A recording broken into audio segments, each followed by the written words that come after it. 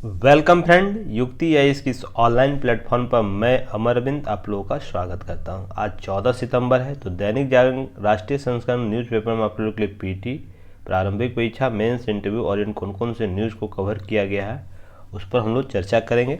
उसके main part और सब पार्ट पर विस्तृत रूप से नज़र डालते हुए आगे बढ़ेंगे।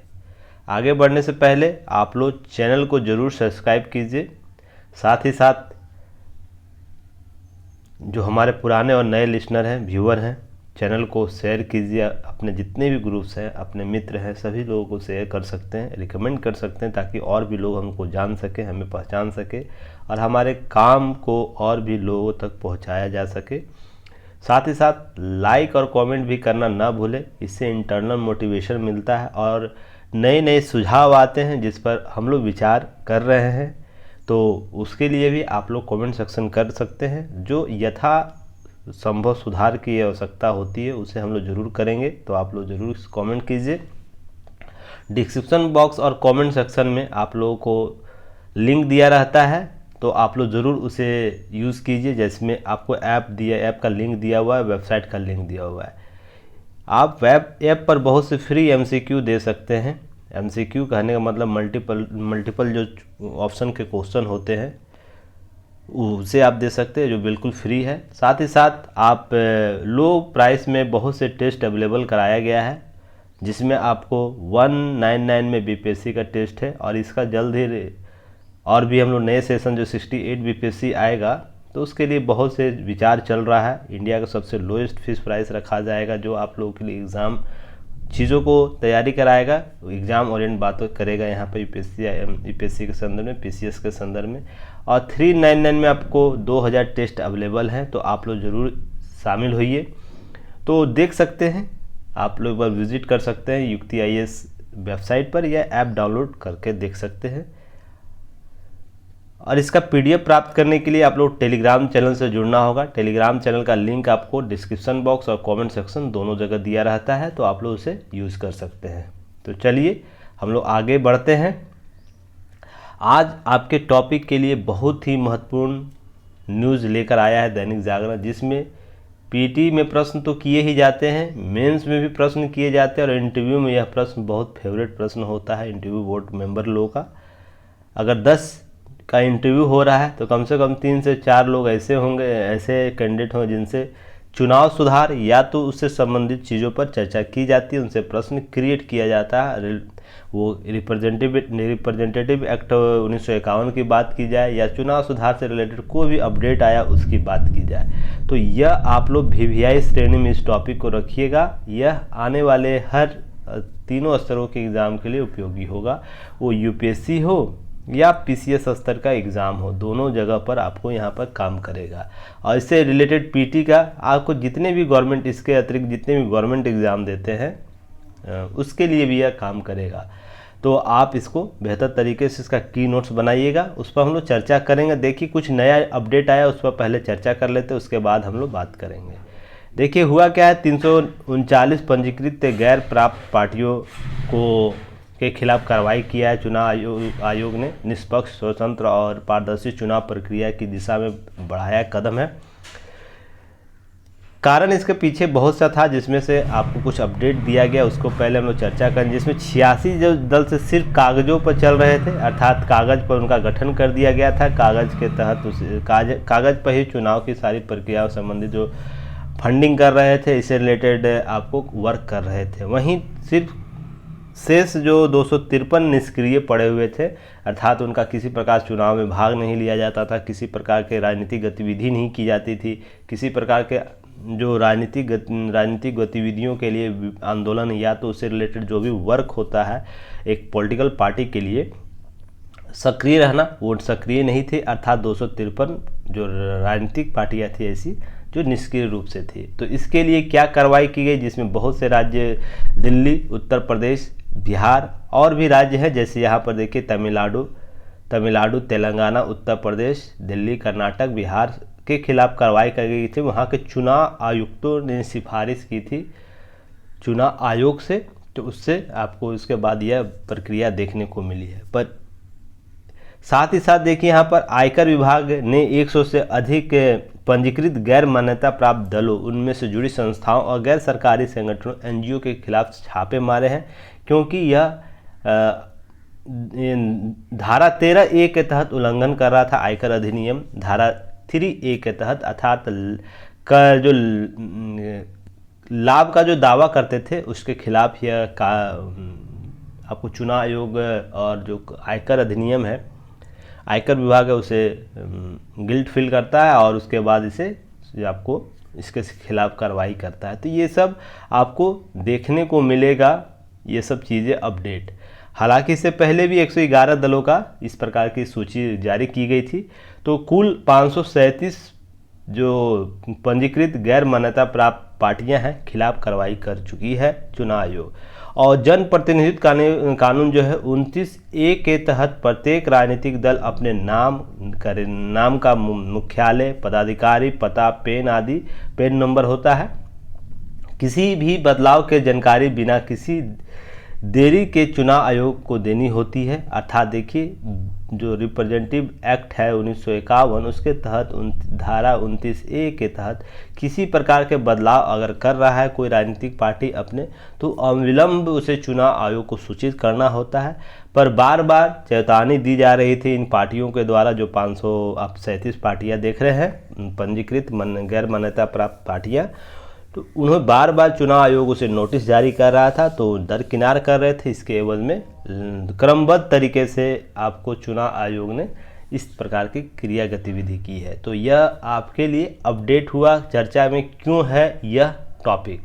तो इसके अतिरिक्त देखिए और भी चीज़ें हैं जो आपको एग्ज़ाम में, मेंस में, पीटी में और इंटरव्यू में काम देगा, तो उस पर हम लोग बात करेंगे। तो सबसे पहले बात करते हैं, देखते हैं यह तो एक सेकंड और चीज़ें, हाँ ये भी बताना मैं भूल गया, जैसे ये टॉपिक यूपीएससी के जीएस पेपर 2 में आएगा। पारदर्शिता उत्तरदायित्व के टॉपिक में यह न्यूज़ कवर होता है।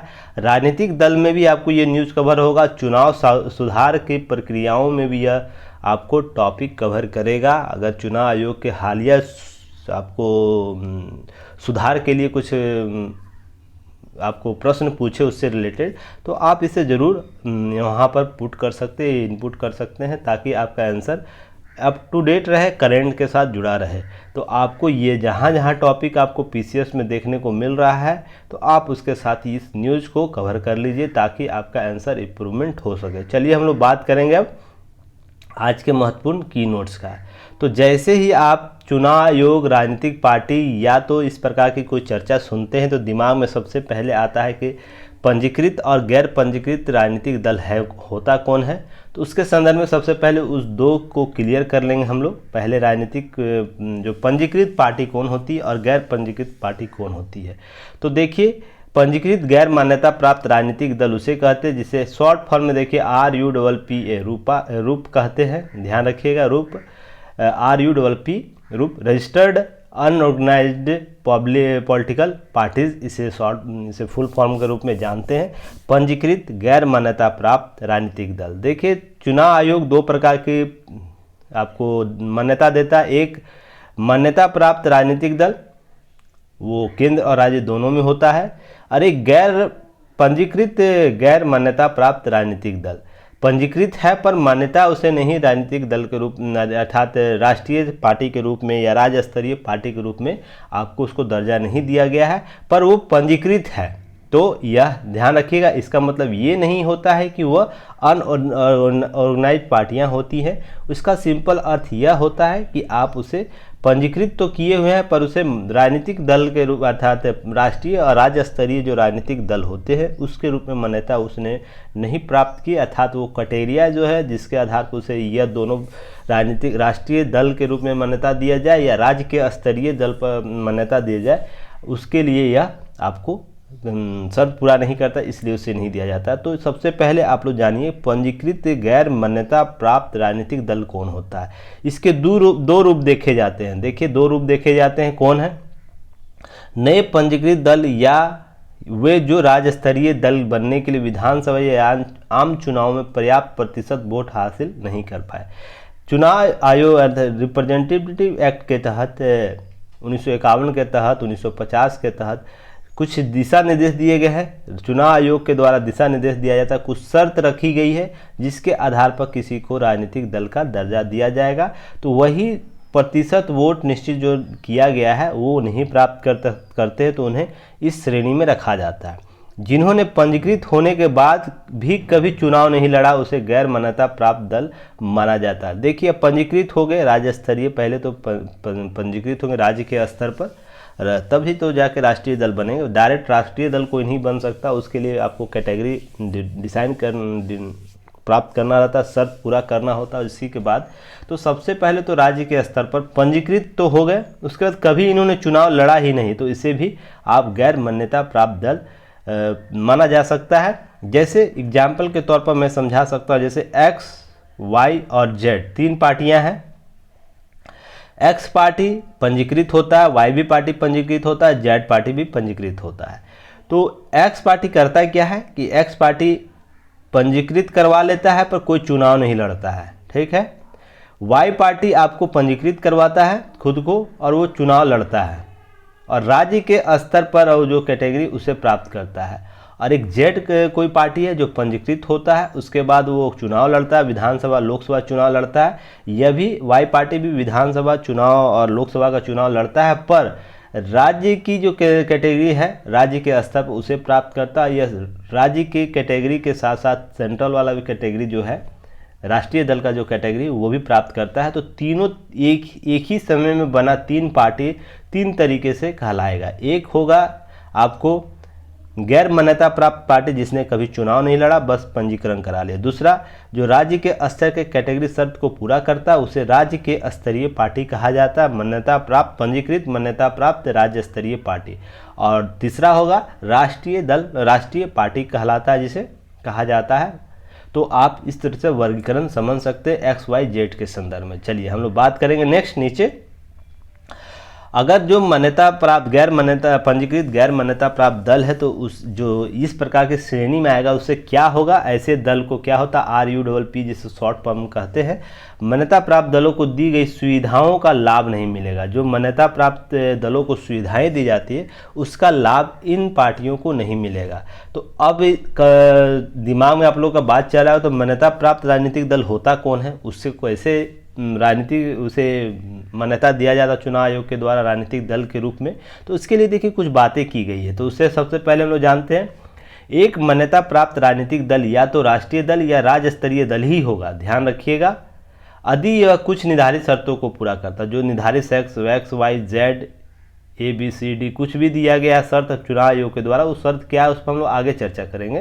पर आप समझिए XYZ कोई भी शर्त चुनाव आयोग के द्वारा निर्धारित किया गया है उसे पूरा करता है तो उसे राष्ट्रीय दल या राज्य स्तरीय दल का दर्जा दिया जाएगा। तो वो राजनीतिक मान्यता प्राप्त राजनीतिक दल होगा। इसके लिए क्या करना होता है उसे देखिए। राज्य या राष्ट्रीय स्तर पर एक मान्यता प्राप्त राजनीतिक दल बनने के लिए एक दल पिछले चुनाव के दौरान राज्य विधानसभा या लोकसभा में मतदान वैध मतों का एक निश्चित न्यूनतम प्रतिशत या निश्चित संख्या सीटें हासिल करता है। तो वो वही मान्यता प्राप्त राजनीतिक दल कहलाएगा। जो ध्यान रखिएगा, एक सेकंड मैं कलर चेंज कर दूं, यहाँ थोड़ा सा डिस्टर्ब कर रहा है, रेड कलर दे दिया है। तो अब मान लीजिए XYZ कोई भी पार्टी है तो XYZ एक्स ने प्राप्त एक्स तो आपको मान्यता प्राप्त है ही नहीं, तो अब बचा एक्स और वाई, दो वाई और जेड जो 2 पार्टियां बची। तो वाई ने क्या किया कि वाई अपने लोकसभा विधानसभा चुनाव में केवल राज्य के स्तर पर जो कैटेगरी उसे प्राप्त करता तो उसे आपको राज्य के स्तरीय, और वहीं उसी चुनाव में विधानसभा लोकसभा के चुनाव में कोई जेड पार्टी अगर निर्धारित शर्त को पूरा करता है तो उसे राष्ट्रीय दल का निर्धारित किया जाता है। तो यहाँ पर निश्चित जो संख्या है प्रतिशत है उसे सीटें प्राप्त करना होता है। ध्यान रखिएगा, क्या निश्चित जो संख्या सीट है वो जस्ट हम लोग नीचे बात करेंगे तो उसे आपको प्राप्त करना होता है। अब नेक्स्ट है राजनीतिक दलों के रूप में आयोग द्वारा दी गई मान्यता। उन्हें प्रतीकों के आवंटन, राज्य में स्वामित्व वाले टेलीविज़न और रेडियो स्टेशन पर राजनीतिक प्रसारण के लिए प्रावधान, मतदान सूची जैसे पहुंच के कुछ विशेषाधिकार निर्धारित करता है या दिया जाता है चुनाव आयोग के द्वारा। अब यहाँ प्रश्न उठेगा तो फायदा क्या होता है? राजनीतिक दल जो मान्यता पंजीकृत मान्यता प्राप्त जो राजनीतिक दल होंगे वो राज्य के स्तर पर हो या केंद्र के स्तर पर, राष्ट्रीय स्तर पर जब हो तो उसे क्या प्राप्त होगा? तो यह यूपीएससी में आपको यहाँ से प्रश्न क्रिएट किया गया। ध्यान रखिएगा, पीसीएस में प्रश्न यहाँ से क्रिएट किया गया। इस जो सुविधा दिया जाता, लिस्ट दिए हुए था यूपीएससी में ये सुविधा, तो उसी में से एक नहीं चुनना था, जो नहीं था तो सही उत्तर नहीं था, उसको चुनना था। तो देखिए होता क्या कि इन प्रतीकों का आवंटन, सबसे पहले राजनीतिक पार्टियों का आप लोग प्रतीक देखते होंगे, चिन्ह, किसी में कमल छाप है तो कमल छाप क्यों है? वो राजनीतिक, वो उसी का अधिकार होगा, उसके अतिरिक्त कोई नहीं यूज कर सकता। पंजा छाप है किसी का आपको देखते होंगे, हाथी छाप है, किसी का साइकिल छाप है, तो क्यों है? और भी राज्य स्तरीय पर बहुत से, जैसे झाड़ू छाप है आम आदमी पार्टी का। तो इस प्रकार से आवंटन उसे किया जाएगा, जो सिंबल उसे डिनोट करेगा, वो चुनाव विधानसभा लोकसभा में उसे यूज कर सकेंगे। अब टेलीविज़न, जो सरकारी टेलीविज़न है, जैसे विविध भारती टेलीविज़न है, उसके लिए आपको सभी जगह उसे अलॉट किया जाएगा टाइम, अपने प्रचार प्रसार चुनाव में करने के लिए। रेडियो स्टेशनों पर भी आपको प्रसार, जो आपको रेडियो का जो चैनल है, टेलीविज़न में दूरदर्शन और आपको रेडियो में विविध भारती, तो आप लोग दोनों जगह इसका उपयोग कर सकता है। साथ ही साथ राजनीतिक प्रसार के लिए प्रावधान जो है, कितना खर्च करने की सीमा जो है हाल में जिसमें आपको दिया गया था, खर्च सीमा 76 के आसपास पहुंच गया, 76 लाख के आसपास, और साथ साथ मतदाता सूची की पहुंच। अब इन पार्टियों को होता है क्या, चुनाव से पहले मतदाता का लिस्ट भी सौंपा जाता, ताकि अपना सीमाकरण या सीमांकन क्षेत्रों का सीमांकन बेहतर तरीके से कर सके और अपने निर्धारित वोटरों को अच्छी सुविधाओं को लिए अपना कैंपेन चला सके, और किस क्षेत्र में कौन से वोट है, समीकरण क्या है, सभी की जानकारी इनको प्राप्त हो जाती इस मतदाता सूची के संदर्भ में ही। तो यह सुविधा केवल आपको पंजीकृत राजनीतिक दल को ही प्राप्त होगा, गैर पंजीकृत राजनीतिक दल को नहीं प्राप्त होता है। तो ध्यान रखिएगा। अब सारी बातें हो गई, अब यहाँ पर चर्चा करना है कि शर्त क्या है। अब इस शर्त की बार बार चर्चा हो रही थी, XYZ जो भी शर्त दे सकता है। तो राजनीतिक दल मान्यता प्राप्त करने के लिए शर्त क्या निर्धारित किया गया है? तो राष्ट्रीय दल के लिए क्या मान्यता होनी चाहिए, यहाँ पर देखिए, कोई राष्ट्रीय राजनीतिक दल तभी बन सकता है जब, देखिए यहाँ पर या का कॉन्सेप्ट है, कोई एक को शर्त पूरा करना होता है, जरूरी नहीं सभी शर्त पूरा करे। अगर कोई पार्टी सभी शर्त पूरा करे तो उससे कोई फर्क नहीं पड़ता, केवल कोई एक शर्त पूरा कर लेता है तो उसे राष्ट्रीय दल के रूप में मान्यता मिलेगा। उसके बाद नेक्स्ट राज्य स्तरीय दल के रूप में मान्यता मिलेगा। तो ध्यान यहाँ रखिएगा, आप लोग से प्रश्न क्रिएट किया जा सकता है। अभी तक यूपीएससी ने इस प्रकार का प्रश्न नहीं पूछा है, न पीसीएस ने पूछा है, पर ये अभी तक नहीं पूछा, तो आने वाले दिनों में ये जरूर संभावना बन सकती है कि सभी शर्तों को मानना अनिवार्य है या एक शर्त को मानना अनिवार्य है। तो आप लोग किसी एक शर्त को मानना अनिवार्य है। तो इस प्रकार के प्रश्न आएंगे तो आप लोग कन्फ्यूज मत होइएगा कि सभी शर्त को ही आप लोग टिक करके चले आइएगा, ताकि सर ने तो बताया था, टोटल शर्त वहाँ गिनाया था, किताब में आप लोग भी पढ़ते होंगे। तो यहाँ पर ध्यान रखिएगा, किसी भी राजनीतिक दल को राष्ट्रीय दल के रूप में मान्यता दी जाएगी जब वो निर्धारित अर्हताएँ, अर्थात जो शर्त दिया गया है उसके किसी एक को पूरा कर लेता है, किसी भी एक शर्त को पूरा कर लेता है। जो भी मान लीजिए 1 से लेकर 5 शर्त है, मान के चलिए, आप एग्जाम्पल के तौर पर समझ लीजिए। इसे समझने के लिए 1 से लेकर 5 तक शर्त निर्धारित करता है, अर्हता निर्धारित करता है चुनाव आयोग कि किसी भी पार्टी को राष्ट्रीय दल का दर्जा इसी आधार पर दिया जाएगा।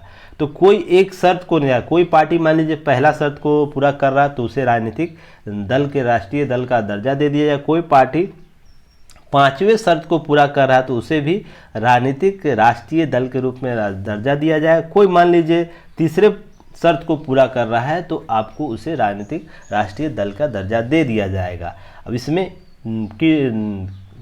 किंतु परंतु नहीं होगा, आप लोग ध्यान रखिएगा। तो शर्त देखिए, लिस्ट क्या है, यह राष्ट्रीय दल के संदर्भ में बात की जा रही है। तो लोकसभा या राज्यों के विधानसभा चुनाव में 4 अलग अलग राज्यों, मान लीजिए 4 अलग अलग राज्य, अब भारत के कोई भी 4 अलग अलग राज्य हो सकते हैं, कोई तमिलनाडु हो सकता है, कोई केरल हो सकता है, आंध्र प्रदेश, महाराष्ट्र, बिहार, या इधर उत्तर पूर्वी का मान लीजिए त्रिपुरा राज्य। तो आपको कोई भी 4 अलग अलग राज्य आपको निर्धारित करना है। जिसमें कुल वैध जो वैध मिलेगा, मान लीजिए वैध वोट मिला 26% वैध वोट हुआ, मान के चलिए, मैं न्यूनतम ही संख्या लेकर चलता हूं, तो उसमें से केवल 6% मत प्राप्त करना है। 26% में से केवल 6% इन चारों राज्यों में प्राप्त करना है। तो ध्यान रखिएगा, जो भी 6% यह मत प्राप्त करेगा 4 अलग अलग राज्यों में, तो आपको यह जो 4 अलग अलग राज्य, महाराष्ट्र मान लीजिए 4 अलग अलग राज्यों में आपको 6% का सभी राज्यों में प्राप्त करना होगा। इसके अतिरिक्त 4 लोकसभा सीटों पर जीत दर्ज करनी होगी। अब मान लीजिए इन राज्यों में लोकसभा सीट कितना निर्धारित है, जैसे सब में अलग अलग सीट निर्धारित है, तो आपको उन सीटों में से आपको 4 लोकसभा सीट जरूर जीतनी होगी। अगर यह शर्त पूरा कर लेते हैं, 6% वोट भी, 4 अलग अलग राज्य भी, तो यह पहला कैटेगरी है, पहला शर्त है। अगर 4 अलग अलग राज्यों में कुल वैध मतों का 6% प्राप्त करते हैं तब, और इसके अतिरिक्त ये तो करते ही हैं, पर साथ में 4 आपको लोकसभा सीट भी जीतनी होगी, तो आपको राष्ट्रीय दल का दर्जा दे दिया जाएगा। नेक्स्ट है, कुल लोकसभा चुनाव में कुल लोकसभा सीट का 2% अर्थात 11%, अभी कितना 530 सीट है, 1 सेकेंड, अभी जो वर्तमान से जो चुनाव हो रहे हैं भारत में 545 सीट पर होता है, जिसमें से 543 पर चुनाव होता है, 2 सीट रिक्त है। तो 543 में से आपको 2% सीट प्राप्त करना है, तो लगभग आपको 11 सीट के आसपास आता है। तो याद रखिएगा, आपको यह सीट प्राप्त करना होगा। लोकसभा चुनाव की बात हो रही है, तो 2% सीट प्राप्त करना होगा कुल वोट का, कुल सीट का, तो जो 11 सीट के आसपास आती है। तो ये सीट कम से कम 3 अलग अलग राज्यों से हो, यह भी ध्यान रखिएगा। अब ऐसा नहीं है कि कोई राज्य में ही, मान लीजिए किसी पार्टी का तमिलनाडु में या केरल में, या तो इधर उड़ीसा में, या तो पूर्व में कोई स्टेट, बिहार या यूपी, महाराष्ट्र, जम्मू कश्मीर, जो अब तो केंद्र शासित प्रदेश हो गया है लोकसभा चुनाव में, तो मान लीजिए ऐसा नहीं कि किसी एक ही राज्य के में यह सीट 2% प्राप्त कर ले तो उसे नहीं मिलेगा। इसके 3 अलग अलग राज्यों में यह कैटेगरी बनाया गया। मान लीजिए कोई 3 राज्यों में यह 11 सीट होनी चाहिए, या कुल जो लोकसभा सीट है उसका 2% होना चाहिए। तो यह आप लोग समझिएगा, यह भी कैटेगरी कोई राजनीतिक दल रखता है उसे राष्ट्रीय दल का दर्जा दिया जाएगा। नेक्स्ट है, यदि कोई दल 4 या इससे अधिक राज्यों में राज्य स्तरीय दल के रूप में मान्यता प्राप्त करता है, तो 4 राज्यों में, अब मान लीजिए दिल्ली में है, तमिलनाडु में, केरल में है, आपको महाराष्ट्र में है, गुजरात में है, बिहार में, कोई ऐसा स्टेट है जहाँ पर 4 स्टेट में यह कोई दल आपको राज्य स्तरीय दल के रूप में मान्यता प्राप्त किया। तो अब राज्य स्तरीय दल कौन होता है उसको भी हम लोग चर्चा कर ले। तो उसके लिए शर्त क्या है जिसमें आपको राज्य स्तरीय दल के रूप में उसे पंजीकृत किया जाएगा। और देखिए यह अर्हताओं को पूरा करता है राज्य स्तरीय, यदि संबंधित राज्य विधानसभा के आम चुनाव में राज्य में डाले गए वैध मतों का 6%। याद रखिएगा, मान लीजिए कोई पार्टी ऐसी है जो आपको आंध्र प्रदेश में है और वहाँ पर जो लोकसभा का चुनाव हो रहा है, लोकसभा चुनाव जब होगा सभी राज्यों में होता है, पर आंध्र प्रदेश की राज्य स्तरीय पार्टी वो कहलाएगी जो आंध्र प्रदेश में जो कुल वैध मत डाला गया उसका 6% उसे वैध मत प्राप्त होता है। इसके अतिरिक्त वह संबंधित राज्य की विधानसभा सीट की 2 सीटें भी जीतता है। इसके अतिरिक्त विधानसभा का जब चुनाव होगा उसमें वो 2 सीटें जीतता है अपने विधानसभा क्षेत्र का। तो आप यहाँ समझिए, ये भी चीज़ें आपको अपडेट होना चाहिए इससे संबंधित। तो उसे आपको राज्य के राज्य स्तरीय पंजीकृत दल के रूप में मान्यता दी जाएगी। इसी प्रकार अब नेक्स्ट है यहाँ पर, या यदि यह संबंधित लोकसभा या आम सभा चुनाव में डाले गए वैध मतों का 6% हासिल करता है, प्राप्त करता है। इसके अतिरिक्त संबंधित राज्य से एक लोकसभा सीट भी जीतता है। तो यहाँ आप देखिए बिहार के संदर्भ में अभी लोकसभा सीट कितनी है, बिहार में 40 सीट है, ठीक है। तो उसमें आपको लोकसभा चुनाव में कोई ऐसी पार्टी है बिहार के संदर्भ में 6% तो वोट प्राप्त करता ही करता है, साथ साथ आपको एक सीट भी जीतता है तो उसे आपको राज्य का स्तरीय पार्टी का दर्जा दिया जाएगा। तो एग्जाम्पल के तौर पर समझिएगा, सारे चीज़ें मैं स्पष्ट कर रहा हूँ, बस कॉन्सेप्ट को क्लियर रखिएगा कि आने वाले समय में जब भी पूछे तो आप तुरंत मैप बनाइएगा और इसके संदर्भ में समझिएगा। यदि कोई प्रत्येक 25 सीटों के लिए लोकसभा में एक सीट या संबंधित राज्य, एक सेकंड, एक चीज़ छूट गया पहले, ये सबसे इम्पोर्टेंट था जो छूट रहा था अभी। अब देखिए, दल में राज्य विधानसभा के लिए चुनाव के कुल सीटों का 3% या 3 सीटें जो भी अधिक हो प्राप्त कर ले। देखिए सबसे इम्पोर्टेंट है यही, क्यों? क्योंकि राज्य के स्तर पर विधानसभा जब चुनाव होता अमूमन पार्टियां इसी शर्त को पूरा करती है, तो इसलिए यह सबसे इम्पोर्टेंट आपको शर्त है राज्य स्तर पर जो राजनीतिक पार्टियां हैं उसे दर्जा देने के लिए। क्योंकि जो विधानसभा चुनाव होता है उसमें आपको कुल सीट 3%, कुल सीटों का 3% और 3 सीटें जो भी अधिक हो आपको जीत जाती है तो उसे राज्य का स्तरीय पार्टी दर्जा दिया जाता है। तो अमूमन यही स्तर क्राइटेरिया जो लगभग राज्य के स्तर पर सभी राजनीतिक पार्टियां प्राप्त करती हैं और उन्हें राज्य का दर्जा दे दिया जाता है, राज्य के स्तर पर राजनीतिक पार्टियों का।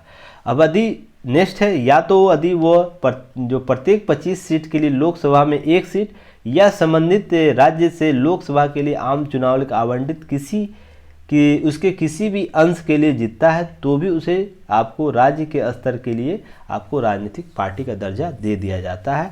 साथ ही साथ यहाँ याद रखिएगा आप लोग, एक नया ऐड किया गया 2011 में, जो यूपीएससी ने यहाँ से प्रश्न क्रिएट किया है, प्रश्न पूछा है, यदि वह राज्य या राज्य की विधानसभा लोकसभा के चुनाव में राज्य में डाले गए कुल वैध मतों का 8% भी प्राप्त कर लेता है, सीट नहीं प्राप्त करता है, केवल 8% का आपको वोट प्राप्त कर लेता है, तो भी उसे राज्य के स्तर पर पंजीकृत राजनीतिक दल माना जाएगा। पहले होता था क्या, सीट 6% का भी आपको वैध मत प्राप्त करना और कुछ सीटें प्राप्त करना है, तो कहीं ना कहीं कुछ पार्टियां शेष रह जाती थी।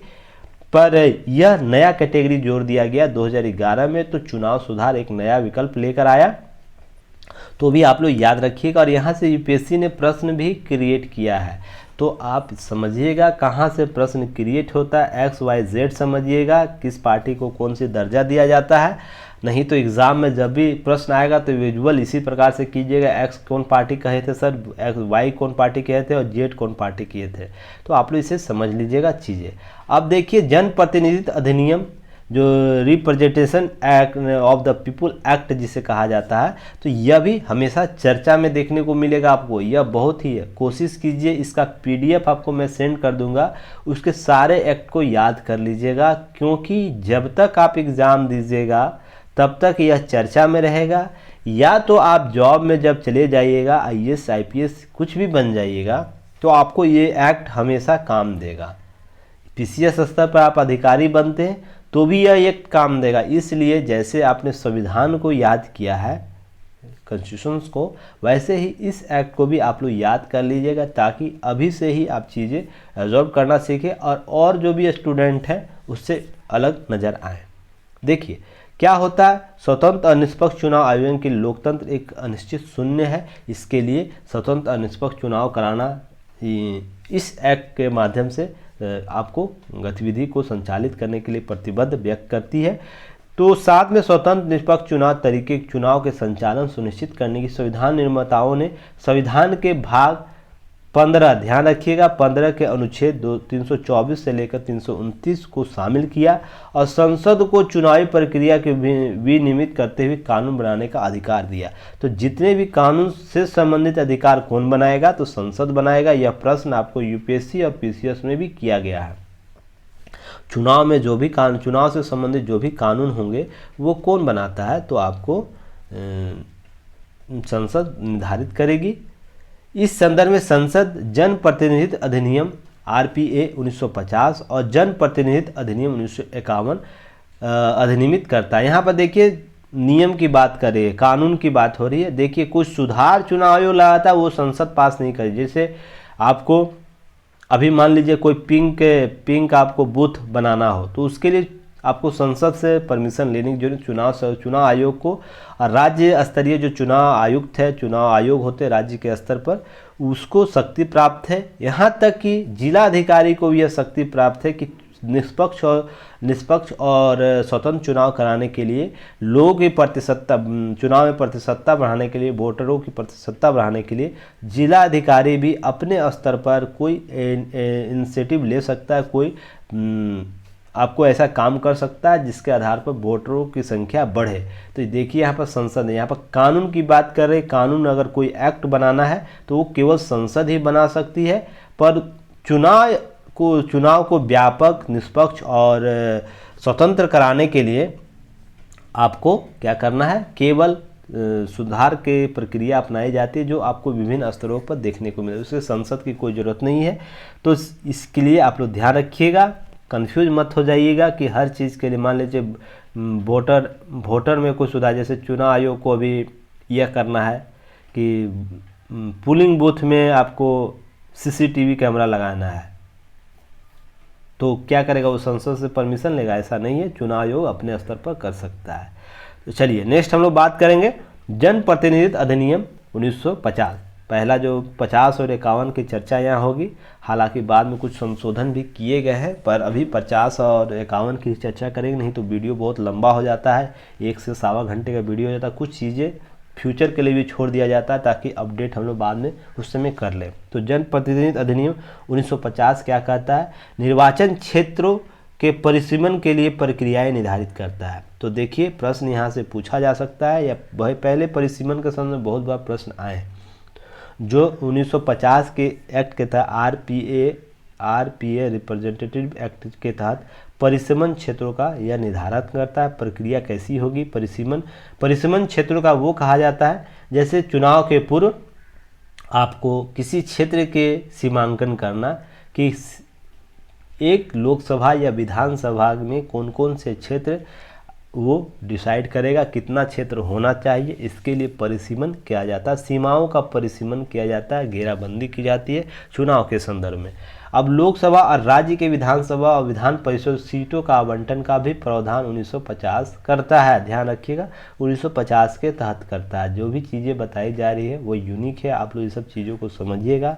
बहुत जगह ये सब चीज़ें बुक में नहीं लिखी रहती है, वो डायरेक्ट लिख देगा विधानसभा सीट का आवंटन 1951 के तहत होता है, पर नहीं, ऐसा नहीं है। पहले 1950 में आया, आपको प्रश्न यहाँ से डायरेक्ट पूछ सकता है।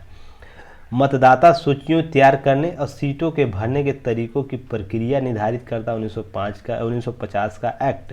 अब मतदाताओं की योग्यता निर्धारित करता 1950 का एक्ट। तो ध्यान रखिएगा आरपीए एक्ट क्या क्या निर्धारित करता है, ये लिस्ट आप लोग याद रखिएगा। परिसीमन निर्धारित करता है, सीटों का आवंटन और सीटों के भरने के तरीके, और योग्यता, मतदाताओं का योग्यता जो हम लोग 18 साल है, पहले 21 साल हुआ करता था, तो 62वां संविधान संशोधन के बाद इसे 18 कर दिया गया। तो यह निर्धारित कौन करता है आपको, यह जनप्रतिनिधित्व अधिनियम 1950। अब नेक्स्ट है जनप्रतिनिधित्व अधिनियम आपको 1951। यह हमेशा चर्चा में रहता है, जैसे चुनाव और उपचुनाव का वास्तविक संचालन नियंत्रण कैसे होना है, यह एक्ट करता है। चुनाव कराने के लिए प्रशासनिक मशीनरी प्रदान करने के लिए शक्ति चुनाव आयोग को जो दी गई है वो भी यही एक्ट 1951 का एक्ट आपको पूरा करता है। राजनीतिक दलों का पंजीकरण, देखिए अभी जो बातें मैं किया है, तो आपको प्रश्न यहाँ यूपीएससी में पूछ सकता है। आने वाले समय में यहाँ से प्रश्न नहीं किया गया, पर आने वाले समय में जरूर किया जा सकता है। आप लोग एक्टिव मोड में रहिएगा। राज्यों को पंजीकृत जो करना है, पंजीकरण के लिए से संबंधित नियम किस एक्ट में है, तो 1950 दे सकता है, 1951 दे सकता है। और यूपीएससी इस प्रकार की चालाकियाँ बहुत करती है, तो आप लोग इसे ज़रूर समझिएगा। कहीं 51 आप 50 नहीं मार दीजिएगा, 51 मारिएगा। इसी तरह ऊपर का जो चीज़ें है तो 51 के संदर्भ में आप लोग इसे नहीं मार दे। जैसे परिसीमन किस एक्ट के तहत करता है, तो 1950 के एक्ट के तहत करता है। नेक्स्ट है, आप देखिए यह चुनाव कराने के लिए प्रशासनिक मशीनरी हो गया, पंजीकरण कराता, सदस्यता के लिए अर्हताएँ और अयोग्यताओं के निर्दिष्ट करता 1951 का एक्ट। तो याद रखिए 1951 कितना महत्वपूर्ण हो जाता है, किसी सदनों में सदस्यता के लिए अर्हताएँ निर्धारित करता है। साथ में भ्रष्ट आचरण भ्रष्ट आचरण अन्य अपराधों का अंकुश लगाने का प्रावधान 1951 का एक्ट करता है। तो ध्यान रखिएगा, ये चीज़ें आप लोगों को सब समझ आनी चाहिए। इनमें चुनाव में उत्पन्न संदेहों और विवादों को निपटाने की प्रक्रियाएं भी निर्धारित करती। कोई भी संदेह अगर चुनाव आयोग को होता है और विवादों को निपटाने के लिए न्यूनतम जो प्रक्रिया है, जैसे पहले चुनाव के स्तर पर, उसके बाद आपको हाई कोर्ट या सुप्रीम कोर्ट के स्तर पर, तो 1951 के एक्ट के तहत ही सबको शक्तियां प्राप्त दी गई है। और उससे पहले चुनाव आयोग से जिलाधिकारी के स्तर भी कुछ विवाद सुलझाए जाते हैं। जो पोलिंग बूथ एजेंट है, सबसे पहले पोलिंग, देखिए आपको हायरार्की कैसे बना हुआ है। सबसे पहले पोलिंग बूथ पर जो एजेंट होते हैं, पोलिंग बूथ पर जो अधिकारी होंगे, वो किसी न्यूनतम विवाद को समाधान करेंगे। उससे ऊपर का जो विवाद होगा तो आपको डिस्ट्रिक्ट लेवल पर जो भी विवाद समाधान करने की शक्ति दी गई वो निर्धारित करेगा, जिसमें जिलाधिकारी और सक्षम पदाधिकारी इसमें शामिल होते हैं। उसके बाद राज्य के स्तर पर होगा। आपको यह प्रश्न पूछा है यूपीएससी ने, तो इसलिए मैं इसे डिस्क्राइब कर दे रहा हूँ ताकि चीज़ें समझ जाए। तो राज्य के स्तर पर राज्य चुनाव आयुक्त होता हर स्टेट में, तो उसको भी आपको, और ये राज्य चुनाव आयुक्त किस एक्ट के तहत आया है, तो यह आपको लोकल जो जनप्रतिनिधि अधिनियम होता है, लोकल अर्थात ये 1993 का जो एक्ट है, 1992 और 93 का जो एक्ट है, उसके तहत राज्य में चुनाव आयोग की सिफारिशें की गई थी। तो वहाँ पर इसके तहत राज्यों में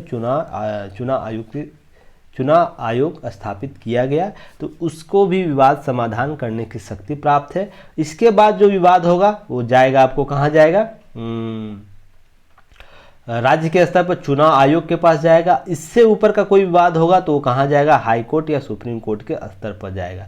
हालांकि यहाँ से भी हाई कोर्ट जाया जा सकता है, सुप्रीम कोर्ट जाया जा सकता है, पर प्रक्रियाएं जो रूल वे से जैसे जा रही है वैसे मैं बात कर रहा हूँ, ऐसे ही जाती है। पर राज्य के स्तर पर वो डायरेक्ट हाई कोर्ट या सुप्रीम कोर्ट, कोई जो जिसे लगेगा कि मेरे साथ अनफेयर हुआ है चुनाव में, तो वो जा सकता है। तो ये प्रक्रियाएं समझिएगा, स्तर समझिएगा, कैसे लोग किस रूप से अपने विवादों का समाधान करते हैं। और आपसे यही प्रश्न इंटरव्यू में भी किया जा सकता है, ध्यान रखिएगा।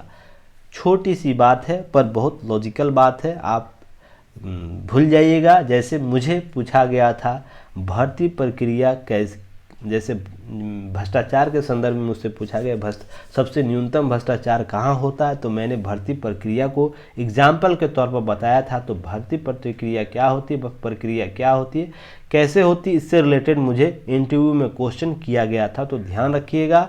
तो भर्ती प्रक्रिया क्या होती है, भर्ती प्रक्रिया आपको विज्ञापन निकालने से लेकर नियुक्ति तक के लिए जो प्रक्रियाएं अपनाई जाए वही भर्ती प्रक्रिया है। तो उसमें बहुत से आपको स्तर है, तो सबसे पहले स्तर को आपको प्राप्त करना है। उसी प्रकार यहाँ भी आपको प्रश्न क्रिएट किया जा सकता है। तो आप एक्टिव मोड में वर्क कीजिएगा, एग्जाम्पल से समझिएगा, नहीं तो डायरेक्ट मत बोल दीजिएगा वो सुप्रीम कोर्ट हाई कोर्ट पहुँच जाएगा कोई भी वादे। तो उसके लिए निर्धारित प्रक्रियाएँ हैं। अब मेंस का मॉडल प्रश्न आप लोग तैयार कर सकते हैं। आज का मॉडल प्रश्न इससे रिलेटेड है। जैसे राजनीतिक उत्तरदायी प्राप्त करने के लिए, उत्तरदायित्व या उत्तरदायी प्राप्त करने के लिए चुनाव आयोग किस रूप से राजनीतिक दलों को मान्यता प्रदान करती है, चर्चा करें। सिंपल सा है पर बहुत ही विस्तृत क्वेश्चन यह है कि इसमें चुनाव आयोग के द्वारा जो शर्तें दी गई सभी उस शर्तों की चर्चा होगी। उसके बाद जो कौन सा राजनीतिक पार्टी है, कौन सा गैर पंजीकृत राजनीतिक पार्टी है, दोनों की चर्चा होगी। राष्ट्रीय राजनीतिक पार्टी कौन है, राज्य के स्तर पर राजनीतिक पार्टी कौन है, तो यह उत्तरदायित्व निर्धारण करने के लिए आपको चर्चा करना होगा। इस मॉडल प्रश्न को आप लोग दैनिक जागरण न्यूज एनालिसिस जो ग्रुप बना हुआ है उसका लिंक आप लोगों को कमेंट बॉक्स और डिस्क्रिप्शन बॉक्स में दिया हुआ है, तो आप वहाँ पर शेयर कीजिए ताकि हम लोग उसे देख सके और आपका जो भी गलतियाँ हो रही है तो उस पर सुधार किया जा सके। आप लोग किसी प्रकार का कोताही मत कीजिएगा। मैंने हाल ही में बोला था कि आपकी लड़ाई किसके साथ है, आपका कंपटीशन किसके साथ है, आपके साथ आप खुद के साथ कंपटीशन तो है ही, साथ ही साथ आपको IIT, IIM, डॉक्टर और जो इंजीनियर हैं उनके साथ है। और ये टॉप लेवल वाले सारे इंजीनियर हैं, IITian है, IIM में डॉक्टर्स है। हालांकि यूपीएससी जिसमें जो यूपीएससी और PCS के स्तर पर भी यह देखने को हालिया दिनों में आया है। यूपीएससी की एक ऐसी कैंडिडेट है जो आपको अंतर्राष्ट्रीय संगठन में कार्य किए, जो एशिया पैसिफिक में जो भारत उसका रीजन है उसमें वह निदेशक के रूप में कार्य कर रही थी और यूपीएससी में आकर वहाँ पर सेवा, आपको 8 साल सेवा दी है और उसके बाद यूपीएससी में आकर इंटरव्यू क्लियर करके वो जॉब कर रही है डीएसपी के तौर पर। तो सोचिए आपका किन के साथ कंपटीशन है। इसलिए मैं बार बार बोलता हूँ, जो चीज़ें दी जा रही हैं उसको सीरियसली लीजिए और समय के साथ उसको पूरा कीजिए। किसी भी चीज़ को बाद के लिए मत छोड़िए। नहीं, पर्सनल एक्सपीरियंस करता हूँ कि अगर आप ऐसा चीज़ें करते जाएंगे तो आसपास एक लास्ट समय पर बहुत सा बोझ क्रिएट हो जाएगा कि मेरा ये सिलेबस क्लियर नहीं हुआ, मेरा ये मेंस का टॉपिक क्लियर नहीं हुआ है, मैंने एक्सरसाइज नहीं किया है क्वेश्चनों का, प्रश्नों उत्तर लिखने का, करंट क्लियर नहीं हुआ। तो ऐसे ऐसे जो प्रश्न हैं आप लोग के सामने अमूमन आएंगे लास्ट समय में। तो आज का चीज़ आज ही करने का प्रयास कीजिए। और यदि मान लीजिए किसी पर्सनल वर्क से कोई दिन छूट जाता है, 2-3 दिन वर्क, उसे अगले जब भी आप स्टडी के लिए बैठिए उसमें क्लियर करने का कोशिश कीजिए और उसे उस सप्ताह में समाप्त करने का कोशिश कीजिए। अगर जो स्टूडेंट इस प्रकार के कार्य गतिविधि करता है उसका सिलेक्शन का दर बढ़ जाता है। ध्यान रखिएगा, सिलेक्शन होने का दर बढ़ जाता है क्योंकि वो सारे सिलेबस को कवर किए रहता है। इसलिए आपको इम्पॉर्टेंट चीज़ें जो है मैं जो बता रहा हूँ एक्सपीरियंस के तौर पर बता रहा हूँ, इस चीज़ को समझिएगा। और ऐसा नहीं कि शुरुआत नहीं किया जा सकता आंसर राइटिंग का। आप इस टॉपिक के बारे में जितनी चर्चा कर दी गई उसी को लिखिए, उससे संबंधित बातों को लिखिए, उसमें कुछ अपना आइडियोलॉजी जोड़िए, अभी से सोचने और समझने की शक्ति रखिए ताकि आपका आंसर इम्प्रूव होता चले। चलिए नेक्स्ट हम लोग बात करेंगे। देखिए एक बहुत बड़ा समझौता हुआ भारत में जो इंफ्रास्ट्रक्चर को और भी बेहतर तरीके से, निवेश को बेहतर तरीके से डेवलप करेगा। जो टॉप 50 की कंपनियां हैं वर्ल्ड की, वो अगर भारत में अपना इंडस्ट्री लगा रहा है, फैक्ट्री लगा रहा है तो भारत के लिए बहुत ही सुखद अनुभूति हो सकता है। और लगातार यह आने वाले समय में अब देखने को मिलेगा क्योंकि चीन जहाँ बड़ी बड़ी कंपनियां लगाई थी अपनी फैक्ट्री, अपना ब्रांचेज लगाई हुई थी, वो शिफ्ट हो रही है, रिजिम उसका बदल रहा है। तो जिसमें भारत सबसे उम्दा जगह चयन हो रहा है सभी कंपनियों के द्वारा।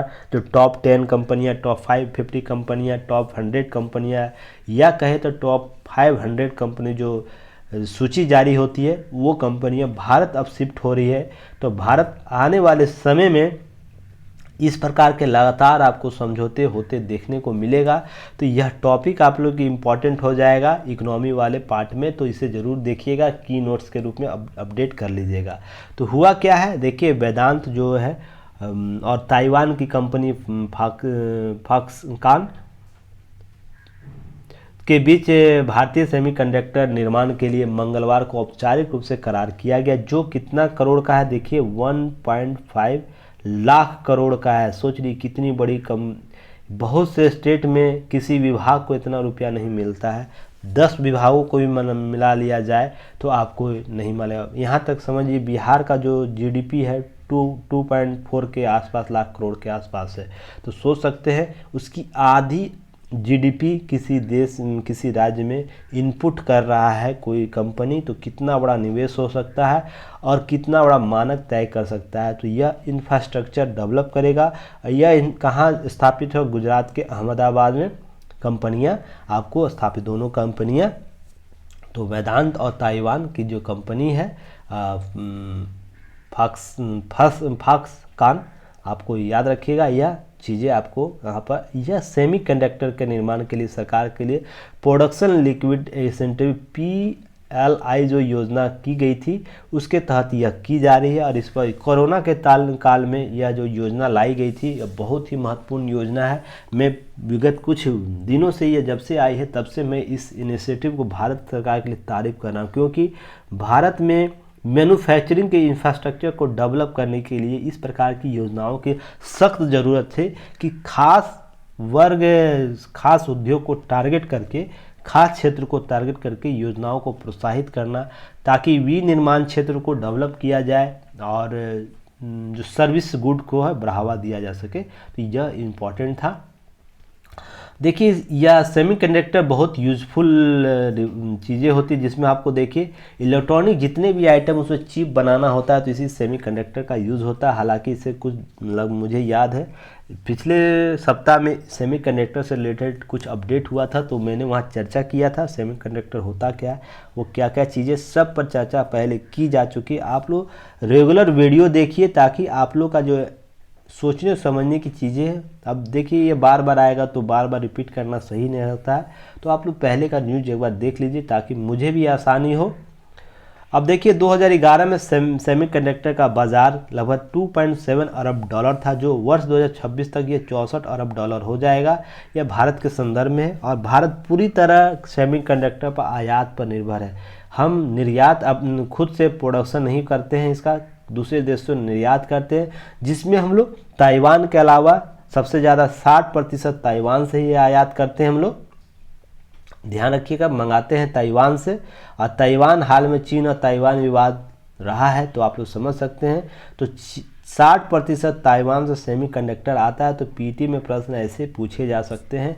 ताइवान के अलावा हम लोग दक्षिण कोरिया से, चीन से, सिंगापुर से, अमेरिका से, मलेशिया से सेमीकंडक्टर का निर्माण करते हैं और मंगवाते हैं वहाँ से काम। अब हम लोग ऑटोमोबाइल क्षेत्र के लगभग सभी सेक्टरों के लिए यह सेमीकंडक्टर की ज़रूरत होती है। तो कितना ह्यूज एस्पेक्ट इसका है, व्यापक उपयोग है, तो इसलिए सेमीकंडक्टर के लिए जो कार्य किया जा रहा है तो यह बहुत ही महत्वपूर्ण हो जाएगा। देखिए एक चीज़ और, यहाँ पर सेमीकंडक्टर डिज़ाइन पहले डिज़ाइन का काम भारत में होता रहा है। अब इसे मैन्युफैक्चरिंग अगर स्टार्ट हो जाता है तो और भी हम लोग इस पर काम कर सकेंगे।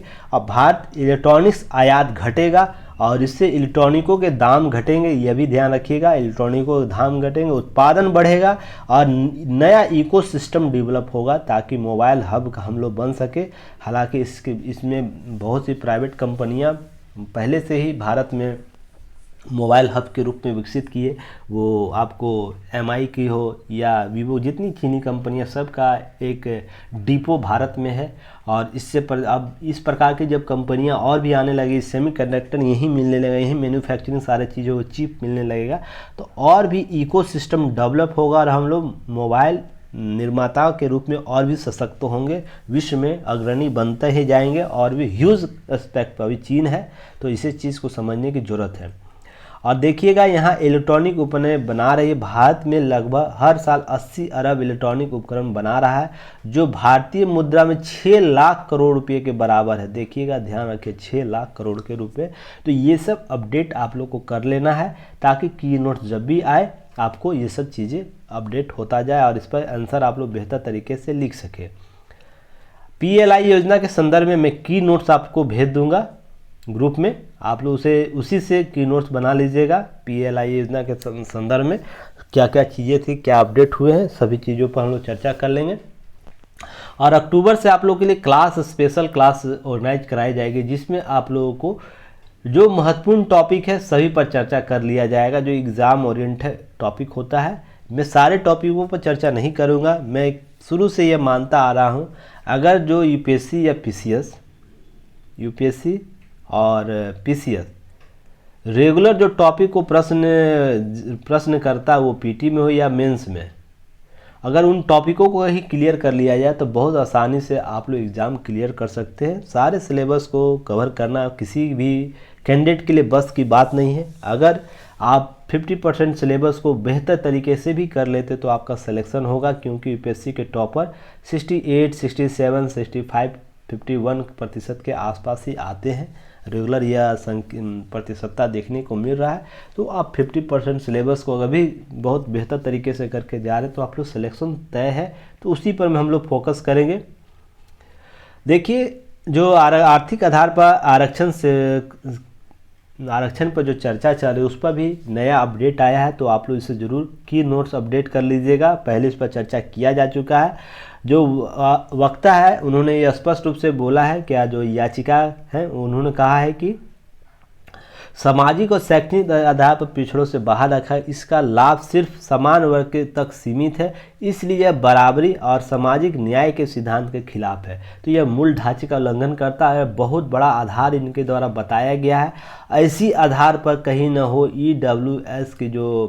ईडब्ल्यूएस जो कॉन्सेप्ट है, वो जो 103 संविधान संशोधन के तहत इसे जो 10% आरक्षण दिया है उसमें संशोधन कर सकती है। उसे या तो दो इसके पास विकल्प बचेंगे न्यायालय के पास, माननीय न्यायालय के पास। हालांकि निर्णय से पहले कुछ चीज़ें बोलना उचित नहीं होता है, पर मैं जहां तक एब्जॉर्व कर रहा हूं चीज़ों को, तो इसके पास न्यायालय के पास दो ही विकल्प बच सकते हैं। या तो इसे असंवैधानिक घोषित करना होगा, क्योंकि आधार जो बताया जा रहा है और जो व्यापक रूप से धरातल पर है वो सही है, गलत नहीं बताया जा रहा है। चीज़ें समझने की ज़रूरत है। जो संवैधानिक रूप से जो स्थापित मान्यताएं हैं उसका ही पालन न्यायालय करती है।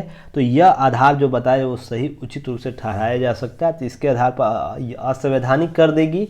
या तो जो प्रतिशत की सीमा जो 50% निर्धारित की गई है अधिकतम सीमा, उसको न्यायालय बढ़ा सकती है। यह भी, या तो जो पहले के जो वाद गया था आपको, उस वाद में जो अधिकतम सीमा निर्धारित की गई आरक्षण का, उसे परिवर्तित कर सकती। एक आधार और भी है जिससे कहीं न कहीं और भी प्रश्न उत्पन्न किए जा सकते हैं, पर एडजस्टमेंट किया जा सकता है।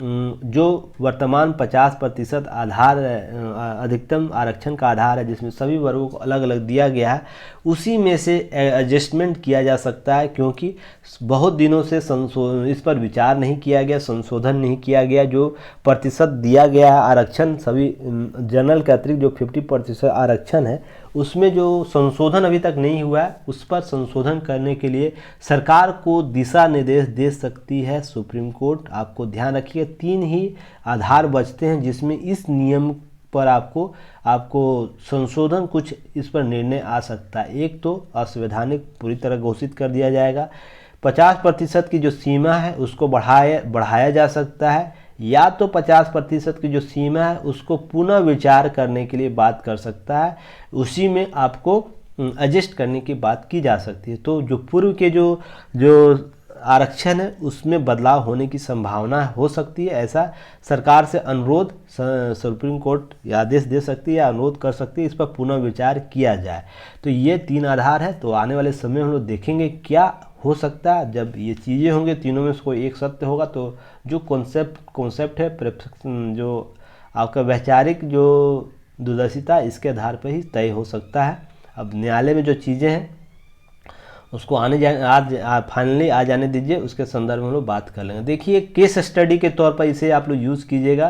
प्रशासनिक जो जवाबदेहिता पेपर 2 में भी आता है, पेपर 4 में भी आता है। इससे में आपसे इससे रिलेटेड प्रश्न जब किया जाता है प्रशासनिक या औपनिवेशिक मानसिकता के संदर्भ में, तो आपको ये पेपर में केस स्टडी के तौर पर इसे यूज कर सकते हैं। कैसे कि देखिए, हाल ही में एक न्यूज़ आया था जिस पर 35 साल से वैकल्पिक भूमि पर्सनल आवंटन आवेदन दिल्ली विकास प्राधिकरण DDA के पास लंबित होने के कारण सुनवाई कर दिल्ली हाईकोर्ट। उसमें अहम टिप्पणी न्यायमूर्ति चंद्रधारी सिंह पीठ के द्वारा किया गया और बोला गया है कि नौकरशाही है का प्रभाव औपनिवेशिक मानसिकता का प्रतीक है और एक विकसित राष्ट्र बनने के लक्ष्य में प्राप्त करने के लिए बाधा है। यह देखिए, यह लाइन आप लोग याद रखिएगा।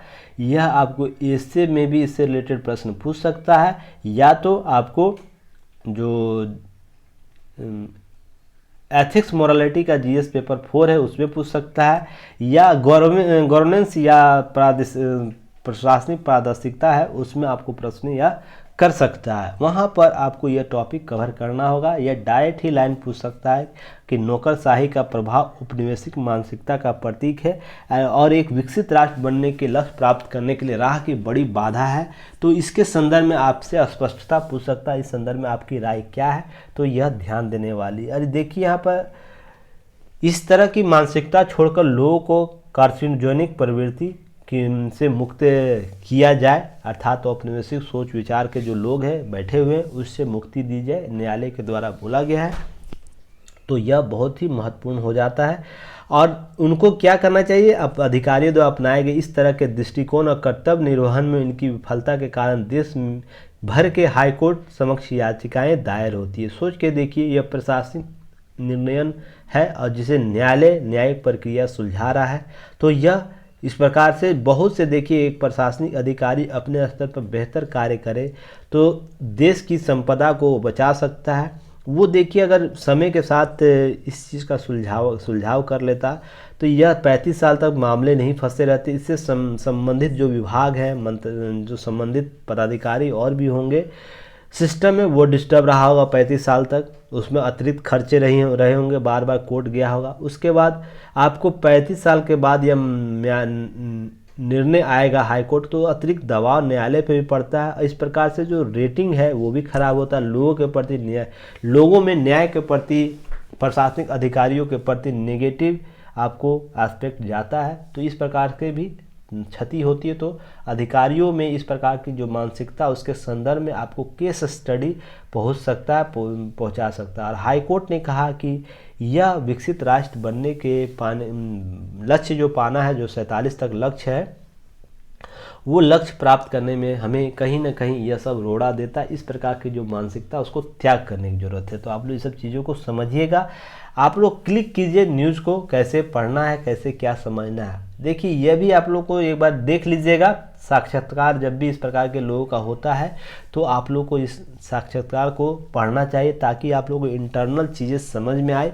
और मनोज सिन्हा जो राज्यपाल हैं वहाँ के जम्मू कश्मीर के, उनके द्वारा बोला गया पहले शांति खरीदी जाती थी, अर्थात सेना के द्वारा शांति को स्थापित किया जाता था और बहुत सी चीज़ें की जाती थी, तब जाके शांति स्थापित होता। पर अब ने स्थापित हो गया है शांति। एक समान प्रक्रिया जो प्रशासनिक, राजनीतिक और नागरिक प्रक्रिया के रूप में शांति का स्थापना है, वो की जा रही है। तो यह आप लोग को समझने की ज़रूरत है कि इस प्रकार के न्यूज़ क्या एस्पेक्ट दर्शाते हैं, किस प्रकार के भविष्य निर्धारित करते हैं। तो जम्मू कश्मीर के संदर्भ में आप लोग को ये सब चीज़ें समझनी चाहिए। नहीं तो देखिए वीडियो को अगर देखना चाहते हैं इनके वीडियो को, तो ये स्कैन कर लीजिएगा। आप लोग अपने मोबाइल से बार कोड स्कैन कर लीजिएगा, इनके वीडियो लिंक पे आप लोग पहुंच जाइएगा और आप लोग इनके वीडियो को डायरेक्ट सुन लीजिएगा, ज़्यादा बेहतर होगा आप लोग के लिए। एक नया न्यूज़ है आप लोग के लिए, बहुत बेहतर न्यूज़ है। आने वाले समय में यह चर्चा में रहेगा और 2023 तक जो एग्ज़ाम देंगे इससे रिलेटेड आपको प्रश्न पूछेगा। और देखिए यूपीएससी का पीटी इसमें लगातार प्रश्न पूछता है, पीसीएस में प्रश्न पूछता है, तो आपके लिए यह वीवीआई क्वेश्चन है। और इंटरव्यू में तो यहाँ से प्रश्न किए ही जाते हैं, तो आप लोग यहाँ से कवर कीजिएगा। जैसे यह GS2 के पेपर में, यूपीएससी के GS2 द्विपक्षीय संबंध, भारतीय हित और संगठन के टॉपिक को कवर करता है यह न्यूज़। तो और पीसीएस के स्तर पर जहाँ जहाँ आप लोग को यह टॉपिक देखने को मिलेगा, आप लोग टैली कर लीजिएगा और उस न्यूज़ को कवर कीजिए, उस टॉपिक को इस न्यूज़ से कवर कीजिए।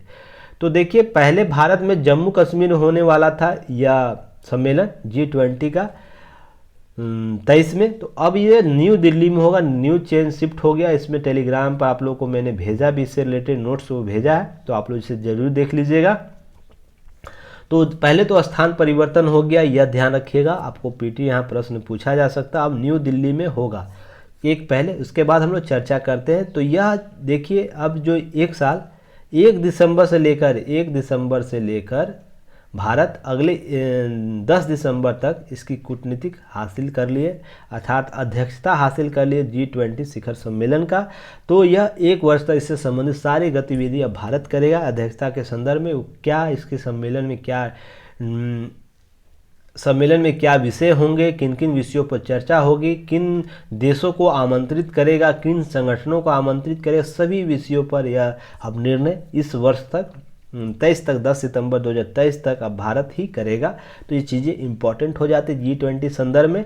तो दुनिया के जो शीर्ष संगठन है G20 राष्ट्रों के प्रमुख वार्षिक सम्मेलन का आयोजन किया जाएगा। भारत के नई दिल्ली में आयोजन किया जाएगा। इससे पहले कहाँ होना था? जम्मू कश्मीर में, ध्यान रखिएगा। अब इसमें कौन कौन से सम्मेलन है देखिए, यहाँ से यूपीएससी में प्रश्न पूछा गया है। यूपीएससी में शायद 2000 आपको 20 में या 21 में ही 19 या 20 में यह प्रश्न जरूर पूछा गया है।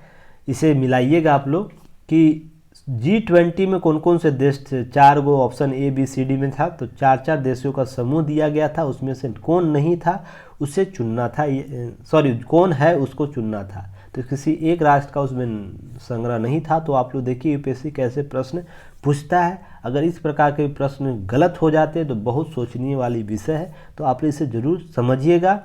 और प्रश्न जो चीज़ें बताई जाती उसी से कोऑर्डिनेटेड होगा। आप लोग विश्वास नहीं होता है तो प्रीवियस ईयर का क्वेश्चन पीटी उठाइएगा, पीटी का प्रीवियस ईयर क्वेश्चन जो 25 वर्ष का होता है उससे सारे टॉपिक को आप क्लियर कीजिए, क्या जो टॉपिक बताए जा रहे हैं उससे रिलेटेड प्रश्न आए हैं या नहीं। इसी प्रकार मेंस का भी प्रश्न होता है, मेंस का भी प्रश्न आप लोग उठाइएगा और उससे टैली कीजिएगा क्या ये प्रश्न पूछा गया है या नहीं इससे रिलेटेड। तो आप लोग स्वयं इसका निर्धारण कीजिए। तो ये 20 देशों के अलावा कौन कौन से हैं, तो भारत के अलावा अमेरिका, ब्रिटेन, रूस, फ्रांस, जर्मनी, सऊदी अरब, तुर्की, चीन, इंडोनेशिया, इटली, जापान, दक्षिण अफ्रीका, मैक्सिको, दक्षिण Korea, Brazil, Canada, Australia, Argentina और यूरोपीय संघ एक संगठन है जो इसमें आपको जो टोटल देश है वो भी इसमें शामिल है। तो ध्यान रखिएगा आपको यूरोपीय संगठन भी शामिल है तो यह प्रश्न पूछ सकता है। G20 में कौन सा संगठन संघ शामिल है, तो संघ का नाम दे सकता है, 2-4 संघ का, जैसे SCO का संघ दे सकता है, यूरोपियन यूनियन दे सकता है, ब्रिक्स दे सकता है। तो आपको यूरोपियन यूनियन इसमें शामिल है तो इसे आप लोग इस प्रकार से भी देखिएगा। इसमें G20 में 200 से अधिक बैठकें होंगी, जिसमें 2007 से 8 तो वैश्विक मंदी के बाद वैश्विक इकोनॉमी के संबंध में महत्वपूर्ण विषयों पर नियमों के संदर्भ में, व्यवस्थाओं के संदर्भ में सामंजस्य बनाने के G20 का गठन किया गया था। 2007-8 के बाद की स्थिति जो उत्पन्न हुई थी उसके दायरे काफ़ी बढ़े और अभी G20 वैश्विक 3 विषयों के तहत होती है, जिसमें याद रखिएगा और इनके भी अलग अलग क्षेत्र हैं। तो अभी तक जो 3 विषय निर्धारित किए गए, मसलन सदस्य देशों के बीच वित्तीय ट्रैक के विषय की चर्चा होती, इसके तहत वैश्विक आर्थिक नीति, इंफ्रास्ट्रक्चर क्षेत्र के वित्त सुविधाएं देने के लिए, अंतर्राष्ट्रीय वित्तीय ढांचे के लिए और सतत वित्त के लिए, वित्तीय समावेशन के लिए, हेल्थ फाइनेंस के लिए और अंतर्राष्ट्रीय टैक्सेशन और वित्तीय क्षेत्र में सुधार जैसे विषयों पर चर्चा होती है। बैठक में एक विषय सदस्य देशों के शेर्पाओं अर्थात जो सभी देशों के तहत जो G20 के लिए नियुक्त खास अधिकारी होता है उसे शेर्पा कहते हैं कि अगुवाई चलता है। हाल ही में शेर्पाओं की मीटिंग हुई है चीन में, तो आप लोग समझ सकते हैं, इस चीज़ को समझने की जरूरत कीजिएगा। इसके अतिरिक्त भ्रष्टाचार के खिलाफ, कृषि, संस्कृति, विकास, डिजिटल इकोनॉमी, रोजगार, पर्यावरण, ऊर्जा, निवेश, पर्यटन जैसे विषयों पर भी चर्चा होती है। देखिए कुल मिलाकर समझिए जो भी समसामयिक रूप से जो विषय होंगे उस पर चर्चा G20 जैसे संगठनों में होती है, तो आप लोग इसे समझ लीजिएगा। बाकी सारी चीज़ें आप लोग ऐड कर लीजिएगा। और देखिए संयुक्त राष्ट्र अंतर्राष्ट्रीय मुद्रा कोष जो है WTO, OECD जिस संगठन, वैश्विक वित्तीय संगठन जैसे संगठन सामान्य तौर पर इस हर वर्ष जो बैठक में आमंत्रित किए जाते हैं। याद रखिए क्योंकि ये सभी वित्त से संबंधित कार्य और दिशा को देखते हैं, तो उनका भी अपनी विशेष स्थिति है, विभिन्न रैंकिंग स्थापित करती है ताकि जो भी देश के भी संगठनों के बीच निर्णय लिए जा रहे हैं उससे संबंधित अपडेट लोग होते रहे, इसलिए इन सभी वैश्विक संगठनों को अमूमन आमंत्रित किया जाता है। साथ साथ विदेश मंत्रालय ने बताया, भारत के विदेश मंत्रालय अगले साल जो 23 में बैठक जो भारत में नई दिल्ली में होगी उसमें इसके अतिरिक्त कौन कौन से देश को आमंत्रित किया गया है, तो उसमें बांग्लादेश, मिस्र, Mauritius, Netherland, Namibia, Oman, Singapore, UAE और स्पेन। तो याद रखिएगा इन राष्ट्रों का नाम आपको आने वाले 23 के किसी भी एग्ज़ाम में पूछा जा सकता है, तो याद कर लीजिएगा बांग्लादेश, मिस्र, Mauritius, Netherland, Namibia, Oman, Singapore, UAE और स्पेन। तो ये सभी देश को आमंत्रित किया जा सकता है और भी आने वाले समय में आपको आमंत्रित करने के लिए किसी और राष्ट्र को भी पत्र किया जा सकता है। और साथ में अंतर्राष्ट्रीय सोलर अलायंस, एशियाई डेवलपमेंट बैंक को भी आमंत्रित किया जा रहा है। तो 2 और संगठन जो आमंत्रित किए जाएंगे उसकी भी चर्चा आप लोग याद रखिएगा नाम, और उस पर भी हम लोग बात करेंगे। भारत अगुवाई होने वाली बैठकों में सर्कुलर इकोनॉमी, वैश्विक खाद्य सुरक्षा, ऊर्जा सुरक्षा, ग्रीन हाइड्रोजन, आर्थिक अपराधों के खिलाफ सहयोग, पर्यावरण सुरक्षा के लिए वित्त सुविधाओं जैसे मुद्दे पर खास चर्चा होने की संभावना है। तो आपको विषय भी निर्धारित कर दिया गया है, लगभग इस पर पुष्टि जल्द कर दी जाएगी। तो किन किन विषयों पर, इन विषयों पर चर्चा आने वाले 23 के लिए। तो याद रखिए 23 तक के एग्ज़ाम के लिए ये सारे टॉपिक इम्पॉर्टेंट हो जाते हैं। तो UPSC और PCS में आपको ये टॉपिक जहाँ जहाँ नज़र आए तो बेहतर तरीके से खींचेगा, क्योंकि यहाँ से प्रश्न क्रिएट किया है, वो PT के स्तर पर हो या मेंस के स्तर पर हो, और इंटरव्यू के स्तर पर जो टॉपिक करंट में चलेगा उससे रिलेटेड पूछा जा सकता है। अब साथ में G20 के संदर्भ में समझिए कि सदस्य देशों को वैश्विक कुल GDP जो है 80% योगदान करता है कुल विश्व में, क्योंकि जो महत्वपूर्ण 20 देश है सभी इसमें शामिल है। तो इकोनॉमी का जो कुल GDP का 80% योगदान करता है। विश्व के व्यापार का लगभग 75% और विश्व की कुल आबादी का 60% यह हिस्सेदारी रखता है। इसलिए सबसे इम्पोर्टेंट संगठन हो जाता है। पहले G7 चर्चा में रहा था, अब G20 रहा है। तो अब इस प्रकार से आप लोग को देखना है। अब सारी चीज़ें दी गई है, इसके बेसिक कॉन्सेप्ट आपको क्लियर हो गए होंगे। इसे की नोट्स इससे बना लीजिएगा। जब सम्मेलन होगा उस समय हम लोग चर्चा करेंगे। उससे पहले लास्ट सम्मेलन का मैं चर्चा आप लोगों को कर दूंगा, ताकि जो 2022 से 23 के बीच का जो गैप है इसमें जो प्रश्न आएगा वहाँ से आप लोगों को लास्ट जो G20 हुआ उसमें जो निर्णय कानून लिए गए, नियम बनाए गए हैं, उससे रिलेटेड जो चर्चा की गई है और उसमें खास क्या था सभी पर हम लोग चर्चा कर लेंगे आने वाले दिनों में। तो चलिए नेक्स्ट अब बात करेंगे।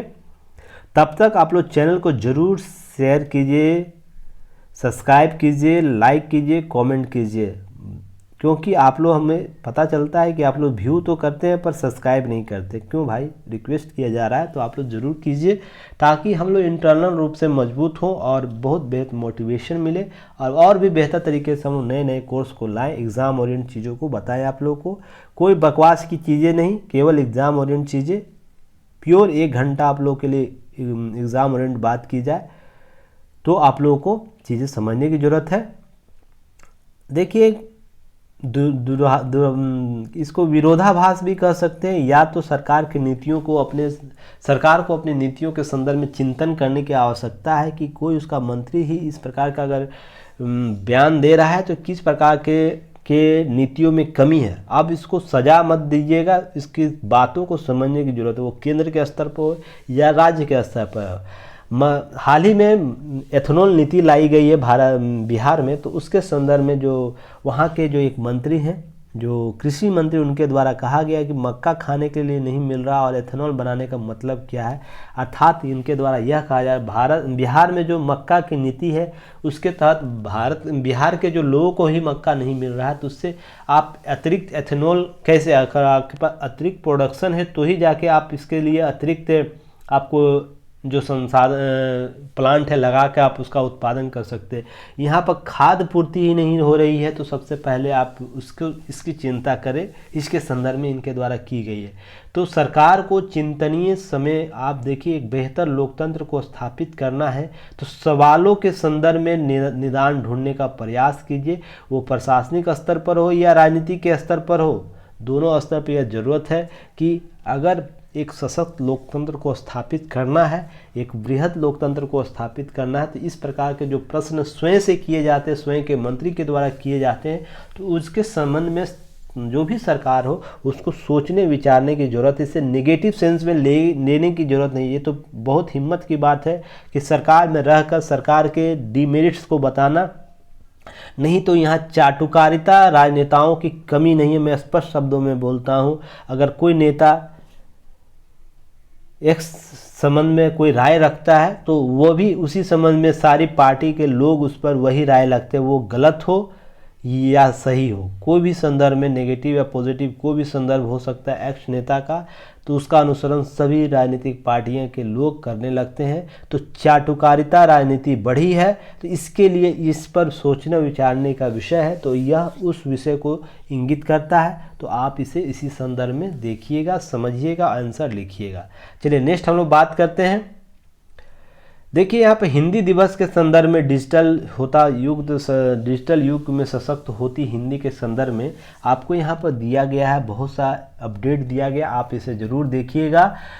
तो इसे आप समझिएगा और भी आंसर इम्प्रूव हो सकता है। 2021 के आंकड़े गूगल KPMG रिसर्च के एक रिपोर्ट का अनुमान यह आधारित है कि हर 2.2 करोड़ लोग 2016 के डिजिटल पेमेंट के लिए हिंदी का प्रयोग कर रहे वाली संख्या है। सोच सकते हैं 1.1 करोड़ 2021 की हिंदी डिजिटल पेमेंट का प्रयोग करने वाली संख्या बढ़ी है, और 2.4 करोड़ सरकारी कामकाजों के लिए 2016 में इतने लोग इतनी प्रयोग कर रहे हिंदी के संदर्भित अपने कामकाज को, और साथ ही साथ 14.4 करोड़ अर्थात 2021 तक सरकारी कामकाज में हिंदी प्रयोग करने वालों की संख्या है।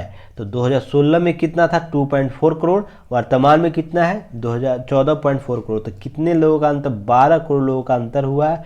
यहाँ पर 16 में था 2.2 करोड़ और वर्तमान में 8 करोड़। पेमेंट के संदर्भ में तो 6 करोड़ की वृद्धि हुई हिंदी प्रयोग में डिजिटल के रूप में, डिजिटल प्लेटफॉर्म पर। तो आप समझ सकते हैं कितनी संख्या बढ़ रही है। यह आंकड़ा गूगल के द्वारा जारी किया गया। तो ये सब चीज़ें एग्ज़ाम अगर पूछे प्रश्न में कहीं भी हिंदी के ऐसे में आपको पूछ सकता है, हिंदी को सशक्त बनाने में, या तो इंटरव्यू में पूछा जा सकता है। आपकी मातृभाषा जो है, मातृभाषा जो राजकीय मातृभाषा है उसको बढ़ाने में सरकार किस रूप से काम कर रही है, तो ये भी आपको बताने के लिए एग्ज़ाम केस स्टडी के तौर पर बता सकते हैं। नेक्स्ट है, आप लोग नीचे आ जाइए एडिटोरियल में, वहाँ पर हम लोग चर्चा करें। उससे पहले देखिए एक सेन अभ्यास, इससे रिलेटेड आपको टेलीग्राम में लिंक कुछ स्लाइड भेजा गया है, पिक्चर स्लाइड, तो आप उसे ज़रूर देख लीजिएगा।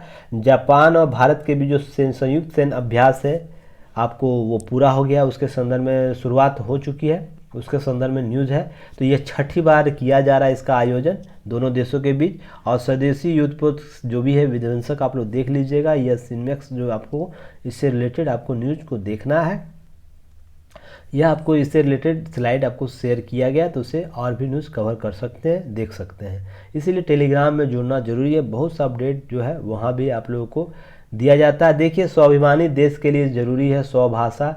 होम मातृभाषा के संदर्भ में जो पहले भी बहुत बार चर्चा किया जा चुका है, और मैं बार बार ये बात बोलता हूँ और आज भी यही बात बोल रहा। जिस देश में एक मातृभाषा का कॉन्सेप्ट डेवलप है वो राष्ट्र जल्द ही विकसित करता है, क्योंकि इससे राष्ट्रवाद का उदय होता है। राष्ट्रवाद कहीं बेहतर वातावरण को निर्माण करता है। जितने भी यूरोपियन कंट्री है या विकसित देश है, आप इसका एग्जाम्पल ले सकते हैं। कोई ऐसा देश नहीं होगा जहां पर मातृभाषा को बढ़ावा देकर विकसित नहीं होगा। ऐसा गलत भ्रम है कि हम विदेशी भाषाओं पर जीवित रहकर अपने राष्ट्र को विकसित बनाने के क्रम में आगे बढ़ाएंगे। हालांकि यह स्तर बनाया जा सकता है, पर उसमें बहुत से जो प्रॉब्लम्स होंगे, क्रिएट होंगे, नॉर्म्स आएंगे, वो आपको देखने को मिल जाएगा। तो इसलिए बहुत ज़रूरी है भारत को इस और दिशा में काम करने, इसलिए इस लेख को स्पष्ट किया गया। तो इसे आप लोग देख लीजिएगा। हालांकि समय की कमी के बात कारण ये अंडरलाइन नहीं हो सका, छूट गया था, तो आप इसे ज़रूर देख लीजिएगा। नीचे का ये लेख बहुत महत्वपूर्ण है, आप इसे भी देख लीजिएगा। वैश्विक भाषा बनने के राह पर अग्रसर है हिंदी, तो इसके संदर्भ में कुछ लेख के माध्यम से बताया गया, तो आप इसे ज़रूर कवर कीजिएगा। चलिए आज के न्यूज़ में इतना ही। बस एक चीज़ और इसे देख लीजिएगा, ये कई देश रुपये द्विपक्षीय कारोबार के इच्छुक है। वित्त मंत्री, मैंने हाल ही में एक वीडियो एनालिसिस में बताया भी था कि रुपये की महत्ता द्विपक्षीय संबंधों में कितना कारगर हो सकती है, वैदेशिक मुद्रा भंडार में कैसे वृद्धि कर सकती है, डॉलर की जो वरीयता उसे कम करने में भारतीय रुपया किस रूप से सहायक हो सकती है। सभी चीज़ों पर चर्चा पहले किया जा चुका है। तो इसके संदर्भ में आरबीआई लगातार नियम कानून बना रहा है, दिशा निर्देश दे रहा है किस प्रकार से काम करने की जरूरत है। और हाल ही में भारत रूस के संदर्भ में द्विपक्षीय बाजार जो रुपये के संदर्भ में की गई थी अपने मुद्राओं के संदर्भ में, यह कहीं ना कहीं सराहनीय कदम है। आने वाले समय में यह बहुत ही इम्पोर्टेंट टॉपिक होगा जो रुपये जैसे कॉन्सेप्ट को डेवलप कर रहा है। हाल ही में ICICI जो है पेमेंट सिस्टम, रुपये पेमेंट सिस्टम को डेवलप कर रहा है, उसके लिए मंजूरी आरबीआई से इसे मिल गई है। तो बहुत से क्रेडिट कार्ड लॉन्च, जो हम लोग पहले डेबिट कार्ड जो अमेरिकी कंपनी हुआ करती थी, तो उससे कहीं ना कहीं छुटकारा मिलेगा। और वो कहीं ना कहीं चार्ज जोड़ा करती थी, बैंकों मजबूरी होती थी चार्ज लेना उपभोक्ताओं से। और भारत का payment system no cost price पर होता है, फ्री होता, उससे संबंधित रेगुलेशन अलग चीज़ें हैं। तो आप लोग समझिए आने वाले समय में ये रुपये का जो कॉन्सेप्ट है बहुत ही डेवलप होने वाला है। और प्रश्न यहाँ से क्रिएट किया जाएगा, इस पर फिर हम लोग कभी चर्चा करेंगे ताकि विस्तृत रूप से समझा जा सके और भी चीज़ें। चलिए फिर हम लोग मिलते हैं, जो निर्धारित समय दिया गया है उस समय पर हम लोग मिलेंगे। तब तक आप लोग सारे न्यूज़ को देख लीजिएगा। जो भी न्यूज़ पहले का बचा हुआ उस न्यूज़ को आप लोग की नोट्स जरूर बनाइएगा, ग्रुप में शेयर जरूर कीजिएगा। जो भी हमारे और भी टीम मेंबर है वो आप लोग चेक करते रहेंगे, समय के साथ मैं भी चेक करता रहूँगा। और जो भी न्यूज़ छूट जाएगा जो इस वीक में आप लोग को वो जो मैंने बताया था न्यूज के साथ, न्यूज़पेपर के कटिंग के साथ, अंडरलाइन पेपर कटिंग के साथ उसका की नोट्स जो एक पीडीएफ के रूप में होगा उसे मैं तैयार कर दूंगा। लास्ट जो भी न्यूज़ इस वीक का रह जाएगा उस पर हम लोग चर्चा कर लेंगे। तब तक के लिए आप लोग ज़रूर सपोर्ट बनाए रखिए। इवनिंग का जो डेली करंट अफेयर्स सीरीज है वो अब बृहद रूप से आएगा, तो आप लोग उसे ज़रूर देखिएगा, सपोर्ट कीजिएगा, अपने दोस्तों के साथ शेयर कीजिएगा ताकि और भी आप हमसे जुड़ सके, और भी लोग हमसे जुड़ सके, और हमारा सपोर्ट बनाए रखिए। तब तक के लिए धन्यवाद। जय हिंद,